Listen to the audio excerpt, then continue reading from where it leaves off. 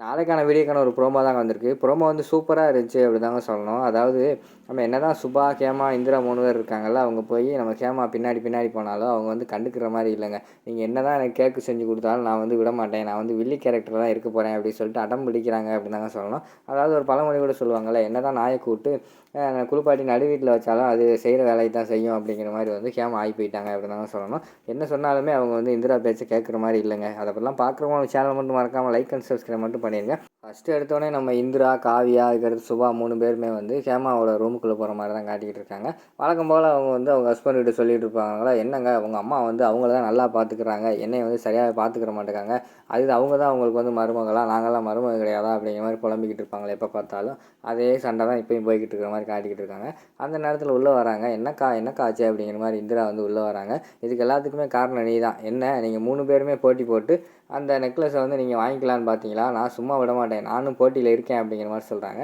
உடனே சுபா வந்து சொல்கிறாங்க, ஏய் ஹேமா, நான் யாருமே இங்கே போட்டி போடல, அவங்கவுங்களுக்கு திறமையை காட்டுறோம். அது மட்டும் இல்லாமல் யாருமே இங்கே யாரையுமே போட்டியாக நினைக்கல. நாங்கள் 3 பேர் கூட வந்து உன்னை வந்து ஒரு போட்டியாகவே நினைக்கல, சரியா? நீ தான் எங்களை போட்டியாகவே நினச்சிக்கிட்டு இருக்க அப்படிங்கிற மாதிரி சொல்கிறாங்க.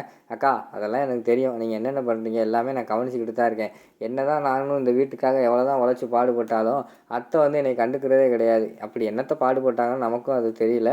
ஆனால் அவங்க சொல்கிறாங்க, உழைச்சி நான் தான் இந்த வீட்டுக்கு அவ்வளோ பாடுபட்டுக்கிட்டு இருக்கேன், ஆனால் அத்தை வந்து என்னை எதுவுமே கண்டுக்கிற மாட்டேங்காங்க. நல்ல பேர் மட்டும் நீங்கள் 3 பேருமே மட்டும் வாங்கிட்டு இருக்கீங்க, எப்போ பார்த்தாலும் கெட்ட பேர் எனக்கு தான் வருது அப்படிங்கிற மாதிரி சொல்லிக்கிட்டு இருக்காங்க.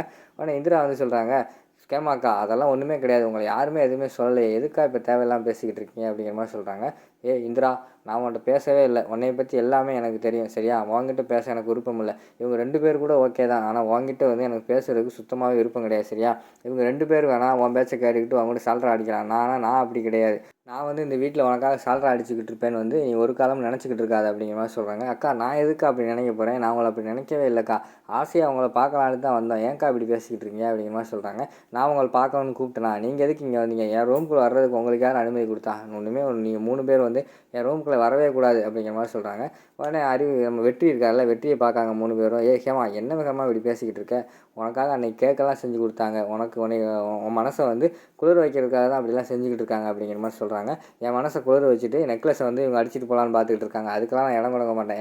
இங்கே பாருங்கள், நீங்கள் அமைதியாக இருங்க, தேவையில்லாமல் நீங்கள் அவங்களுக்கு வக்காலத்து வாங்கிட்டு இருக்காதீங்க, முதல்ல இந்த 3 பேரை விட்டு வெளியில் போக சொல்லுங்கள் அப்படிங்கிற மாதிரி சொல்கிறாங்க. உடனே வெற்றி வந்து என்னங்கம்மா அப்படி பண்ணிக்கிட்டு இருக்கா அப்படிங்கிற மாதிரி கேட்காங்க. அதெல்லாம் எனக்கு தெரியாது, 3 பேர் முதல்ல வீட்டை விட்டு என்னோடய ரூமை விட்டு வெளியில் போங்க அப்படின்னு சொல்லிட்டு விரட்டிடுறாங்க. இந்திரா அவங்கெல்லாம் என்ன செய்யணும்னு தெரியாமல் முழிச்சுக்கிட்டே நின்றுட்டு இருக்கிற மாதிரி காட்டிக்கிட்டு இருக்காங்க. அதோட பார்த்தீங்கன்னா இந்த ப்ரோமோ வந்து முடிச்சிடுறாங்க.